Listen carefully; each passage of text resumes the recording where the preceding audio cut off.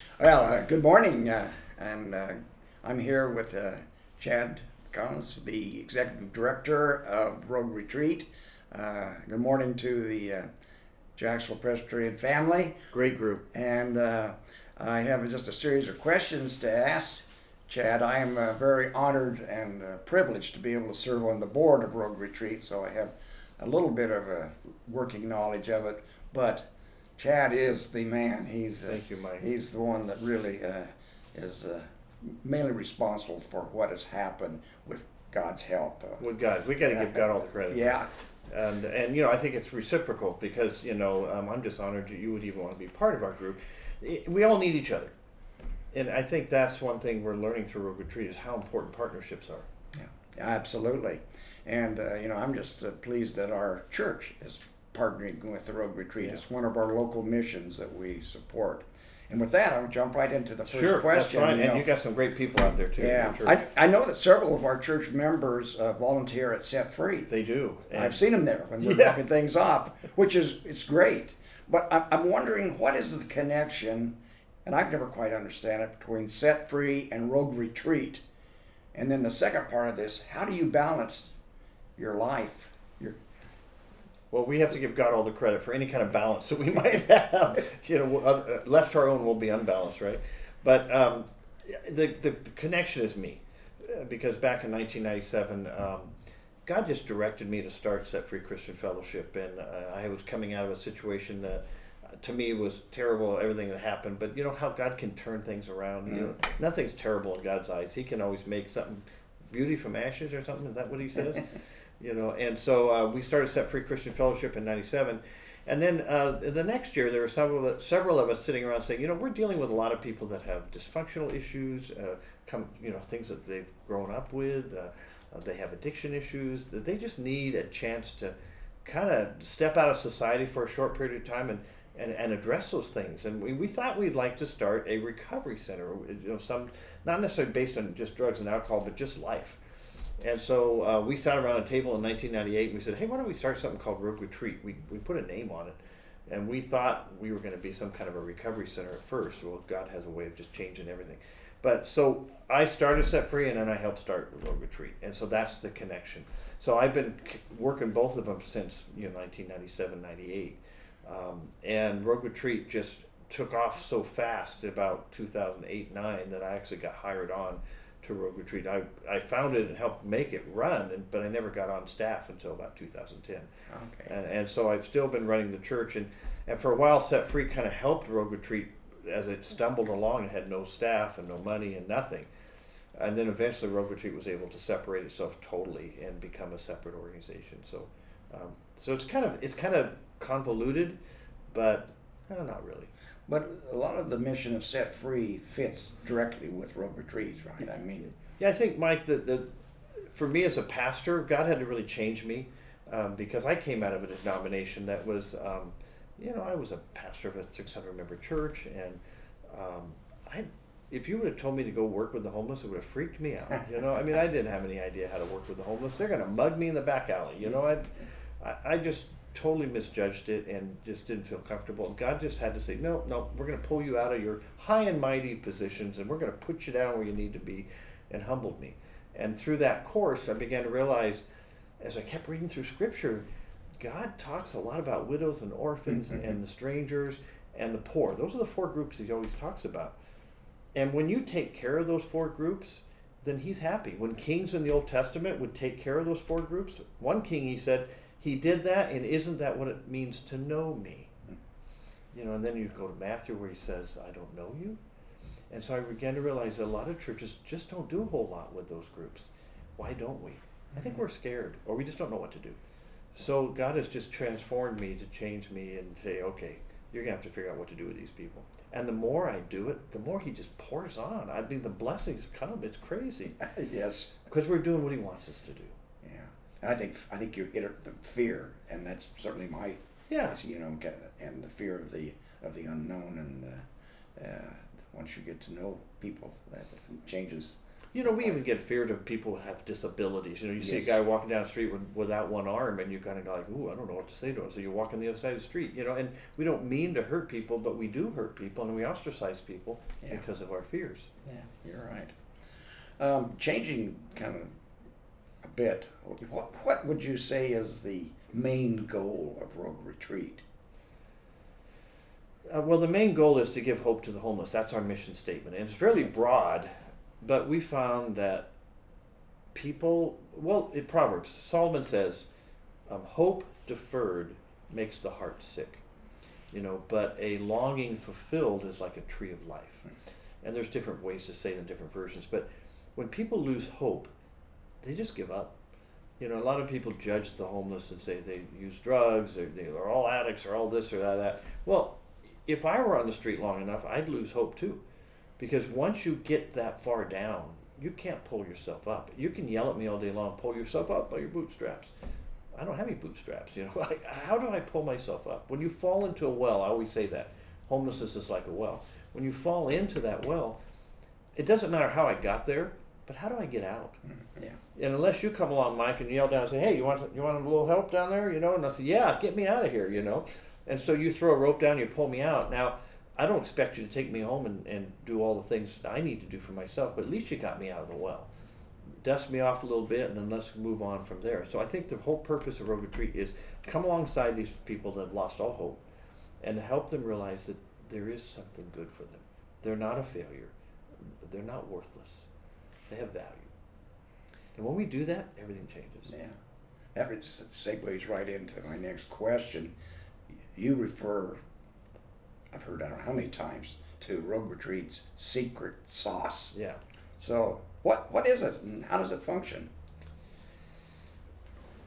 The secret sauce is the services we wrap around people. It's our case management program. It's our case workers and our peer support specialists. And early on, when we really started to become an organization, for about 12 years, we just stumbled and struggled. And anyway, that's a long story. But when we finally began to get some apartments and to get people in those apartments, and then I said to Heather, who was my only employee at that time, I said, you got to build this program.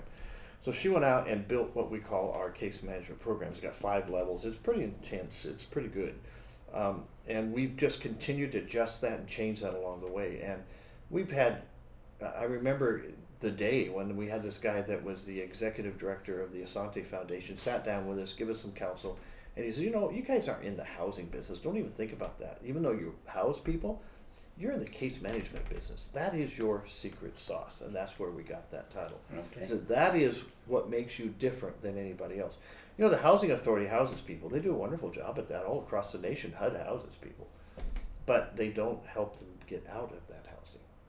So Rogue Retreat houses people temporarily while we're trying to help them be able to handle life and deal with life. And if they can take care of themselves, then they don't need us anymore.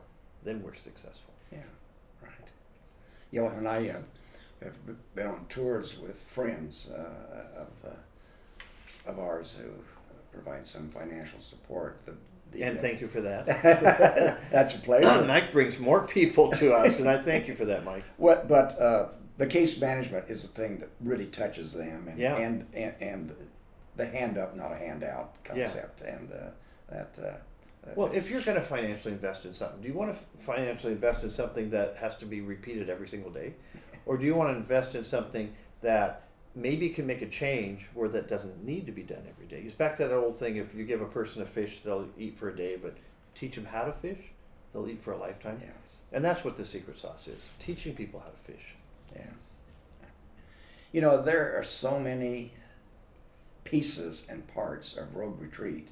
And in the 2 years I've been on the board, I've just... It's overwhelming, isn't it? It is overwhelming. Yeah, I mean... It's overwhelming to me, I mean, too. I really can't keep up with it, but can you summarize or categorize all these fingers and arms and legs of Rogue Retreat? You know, being a pastor, I have to go back to Bible all the time and Bible principles. And it says in the Bible, if you're faithful with a little, He'll give you much. Man, that's true. You know, if we, the little bit we started with, every step along the way, we're as faithful as we could be with what we had. And at first it was nothing, you know, but then we got a little bit, and we were faithful to that, then we got some more. And now, because we've been faithful along the way, we have all this being poured on us anymore. And I think it's God saying, I can trust you. You know, you haven't shirked your duty, you've done the next right thing, and I'll give you more. And that's why it's becoming overwhelming. I think in society it says success breeds success. And as long as we keep doing the job we do, and we have amazing staff, we've got a guy on the other side of this camera right now, just another one of our amazing staff.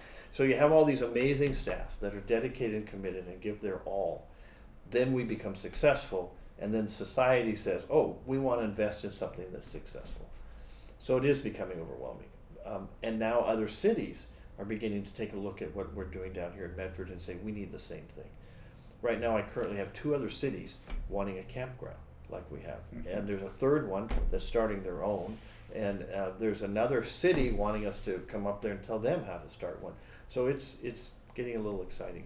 You might kind of talk a little bit about Hope University then, because that fits right into this. Yes, and we, a couple of years ago, we had a consultant working with us, and he started this Hope University. He came to us and said, you need to do this, and he named it and put the whole thing out there. And he had a vision we hadn't seen yet. But if we can help other organizations and other communities address their homeless problem, that just honors us. I don't want to run them all. I can't run them all. But if I can help them and get them 10 paces down the road from where they are because they don't know how to get there, we've done our job. So there's several exciting things happening right now. Well, lots of exciting things. More than I can think of. You know, starting with Grants Pass and then the Redwood Inn. You might kind of explain to our church what's happening there. Well, we'll start with Grants Pass. Grants Pass, we've been having a toe in that community for a while. We've been working on building a tiny house village up there called Foundry Village, and we've gotten in the last couple of years. We've had a steering committee and got to know some amazing people in that community. I just fell in love with them, and they've helped us raise money. And now we've actually broken ground, and our community building is almost totally shelled in at this point. And so that has moved us forward in that community. Now the leaders of that community are saying, okay, what else can you do? And so they're now coming to us and asking us to start a shelter or asking us to start a campground. It looks like we're going to get a motel up there soon that we can turn into a shelter. So there's a lot of exciting things going on up there.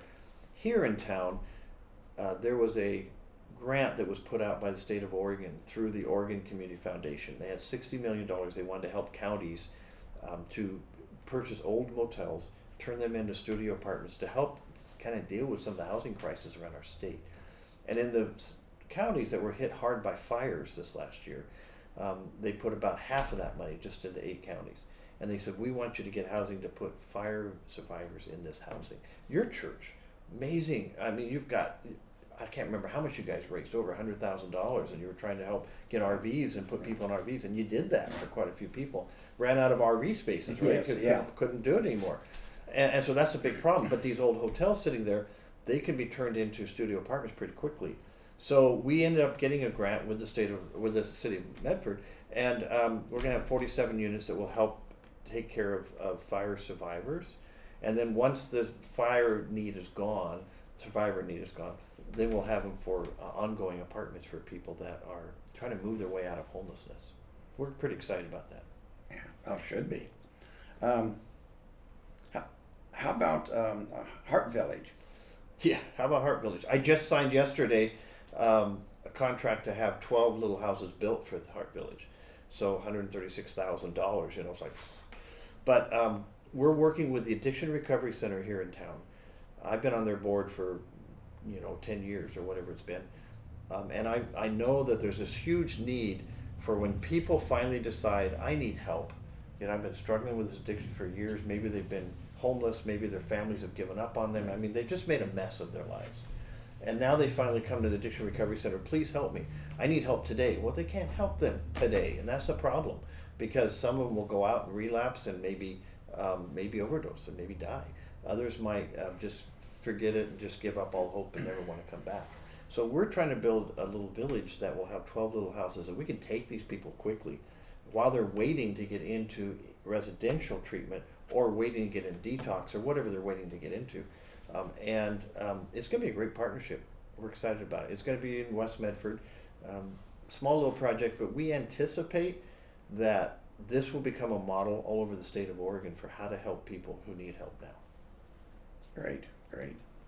You know, you mentioned partnership, and that's one of the things I've really been impressed with is the cooperation you have, especially with the city of Medford. Yeah. And I know it didn't start that way. No, it didn't. But obviously, No, they didn't trust us at first. yeah. And we were, and rightfully so. I mean, who were we? You guys want to do what? You haven't done anything. But through the years, and back to that principle, if you do well a little bit, you get more. And through the years, they've just trusted us more and more and more. And we appreciate that. But we don't look at that, we have a corner on anything. We need every partner. You know, our campground, I was just on another Zoom just before this, saying to the mental health professionals how much that campground has been a partnership and blessed me. When you go out there, you don't realize that the mission is bringing out their supper every night for everybody out there. That's 60 people they're feeding every night. They're just doing that to help. The St. Vincent de Paul provided canopies for us to have to put tents under. They provided a generator for us out there so we can charge up cell phones and do things. Goodwill gives us propane every week so we can have propane heaters in a couple of tents so people can warm up. We wouldn't be able to do that without Goodwill. Access has given us food. Costco has given us things. Lowe's has given us things. It just goes on and on and on, you know, all these different organizations. And then they send out their caseworkers. Mental health sends out people. The CCO send out people. The Addiction Recovery sends out people. OnTrack sends out people just to try to connect people with resources that they desperately need. And then the livability team with the police department is the one who brings people to put in the campground. It's fun to watch a community work together. You know, you and I have seen through the years people, even churches, you know, they'll compete, you know, and well, you know, we got to steal their members because we need, it's just like, what? You know, isn't God big enough to give us all what we need? You know, we don't have to fight for it. No. And the church across town isn't our enemy. No. But boy, I've been part of denominations that fight with other denominations. That's just silliness. I agree. One of the things I like about our church is weekly we pray for another church. Yeah, you guys are awesome. You know, and that's, you know, we're not competing. And that's probably why your church has been so successful, because of that spirit and that attitude. Yeah, I think that helps. And the more you do for the community, the more you grow. Yeah. Well, speaking of our church, I know that the church provides some financial support for Rogue Retreat as part of our local mission outreach, but what sort of support could individual church members provide? You know, I could create a list really quick, but you know, I think that what you've done, Mike, and like with your friends, you discovered us a few years ago, and then you just wanted to start with a project. I think you guys helped with some houses out of Hope Village. We funded one of, you know, and that was a big deal. And the cool thing about that donation, Mike, that thing is still serving. And it will serve beyond your and my lifetime. Yeah. You know, I mean, every day there's somebody in that little house you helped fund, and they're getting their life back. And then when they move on, there's another one that's going to take their place. So you have created this legacy with your funding. And that's what, if there's individuals out there saying, boy, I want to do something with my funding, and people our age are saying, I don't want to just leave this money to anybody, let's give it out, right? Yeah. They can come alongside and say, how can I help? Can I buy a pallet, you know, structure for you out of the campground? Can I help fund one of those houses at Hart Village? You know, I'm gonna have to pay $11,000 for it, but if I had, you know, 12 people come forward and give me $11,000, it'd be all covered. You know, so that's how people can help. And one thing I've been trying to talk people into is to become a giving member, you know, giving to us every month. It doesn't have to be a lot. Yeah. We created this program called the 180 Club, and it's $25 a month. But you're helping someone do a 180 in life, and so that's how people can help. Say, I can't give a whole lot. I can't give $10,000 for a house. Well, I could give $25 a month. Why not? You know, and I don't ever want people to take away from giving to their church, because I'm a pastor too. I always encourage people to give more than their tithe.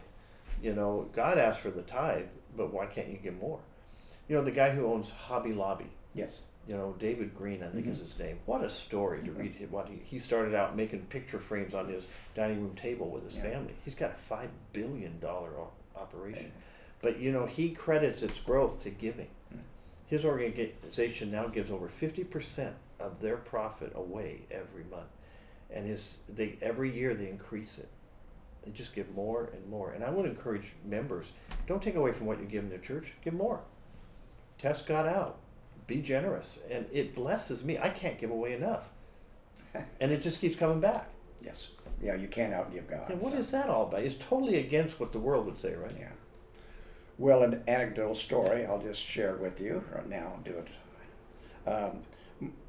Because of COVID, my wife and I had a long planned trip to Ireland. Oh, boy. Third trip to Ireland, a hiking trip. We love Ireland and love being out in the countryside, and couldn't do it. So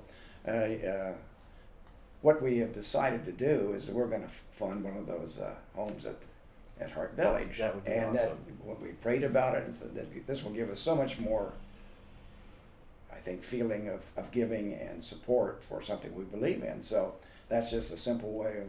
And I appreciate that. So. And you think about that little house over there. Yeah. It's going to be filled with people desperate for hope. Yeah. And they're going to get it. Yeah. And that's exciting. It's an honor. Thank you, Mike. I mean, Oh. and I know God, what's going to happen is God's going to replace that somehow. And then you're going to go, wait a minute, I Yeah, got to give it away again. Yeah. No, you're right. I can't give it away fast enough. So we'll close up because you've got have a busy day, I know. But we always, when we have these interviews, and Pastor Richard has been doing them, but asked me if I would in this one. But we always end if you have any particular prayer requests, and for. Well, I have one prayer I pray every day, and that's the Jabez prayer. Are you familiar with that? Go ahead. The Jabez prayer, there's a book that was written years ago by David Wilkerson, and it comes out of Chronicles, and this guy prayed 4 things. He said, Lord, bless me indeed, which means bless me more than I deserve, which almost feels kind of funny to ask for that, but why not ask? Yeah. And then it says, expand my boundaries or my territory, give me more opportunities to do more for you. And then the third part is, but man, I've got to have your hand with me or I'm going to mess up this thing. And then the fourth part is, keep me from evil so I don't hurt myself or anybody else. And that's been my daily prayer for everything I do, is that, Lord, give me more than I deserve, and then let me do more than I've ever done. Okay. And I think I better stop praying it because it's getting out of control. But that's what I pray. So if people want to pray for us, just pray that God will bless us. Okay. And I pray every day, don't let me mess this thing up. I'm just a fallible human being, and pray that we do the next right thing. Yes. We had to just this last week decide not to do a shelter in Grants Pass, and that hurt me so bad because I wanted to do that so bad, but it just wasn't financially right. Yeah. Something wasn't right, and I just said, Lord, I hope I'm not messing up, because that means these people aren't going to get off the street. Yeah. But we got to find another way. So I wrestle with that every day. Can I do the right thing? That's my prayer. And I think we ought to pray that for every organization. Yes, I think you're right. For their pastors at your church, they have that same struggle, don't they? Yeah. Yes, absolutely. What's the next thing What's to the do? next thing to do? Yeah. I agree. Well, thank you so much. Thank you, Mike. And I hope you continue to be blessed and that your energy level keeps up. I sleep well. One thing I'd like to invite anybody in your church, we do tours at Road Retreat. Yeah. We go out to the campground, and we go to our shelter, and we go to our tiny house village. It's humbling for me to do that every day when I go out there, because to see what God's doing is just wow. But we would be glad to give tours to anybody. So they can just call Road Retreat, and then they can ask for Rowena, which is my executive assistant, and we'll set up the next tour. We'll get them on it. Okay. Because you've got to see it. I can tell you all day long about our campground, but if you don't see it, Yeah. I think the mindset for most people is, a homeless campground, probably dirty, probably unorganized, but it's quite different. You've been there. Oh, the tours are wonderful. You can't believe how clean that campground is. It's Oh. just like, wait a minute, there's 60-some homeless people sleeping here, and it's this clean? Yeah, no. What's that all Yeah. about? Because you see going down the freeway, you see all this mess, Yeah. and you think that's what it's going to be like. No, it's not what it's like. Yeah. No, it lifts your spirits. Yeah. So I would encourage you all to take a tour. We'd love you. Okay, and if you have questions about it, you could also Call Mike. Contact me, and I'll be happy to. He'll drag you out there. Yeah. All Thanks, right. Mike. Thank you. Been a blessing.